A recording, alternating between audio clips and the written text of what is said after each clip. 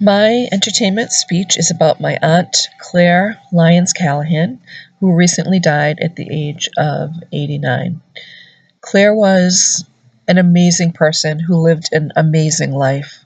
She was brought up in Danvers to a very poor family of Irish immigrants and suffered physical and emotional abuse by her dad, as my own dad, her brother, did, and decided at a very young age that she was going to help people that were in her situation or that were in pain, and especially children she had an affinity for.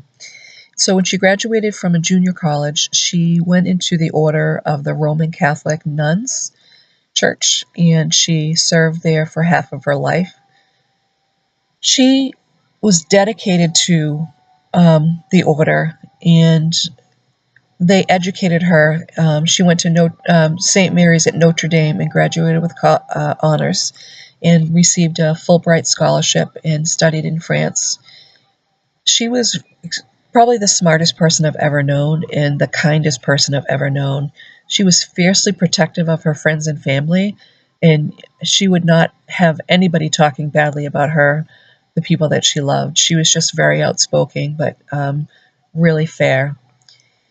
So she, as I said, she taught all over the world, and she taught in Washington, D.C. for congressmen, senators, vice presidents, kids that went to a private girls' boarding school.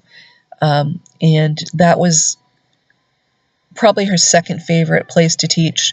She was able to reach out to these girls and get them out of their cells and more into community service and how they treated people, and just really gave them a piece that they were missing.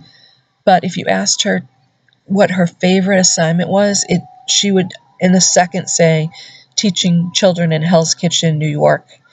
She was a nun when she taught there, and she was fiercely protective. In the morning when the kids came in, she would hold their hands and look them in the eye and ask them how they were, and also if they had had any breakfast. If they hadn't had any breakfast, she always had something on hand for them so they could have a better day.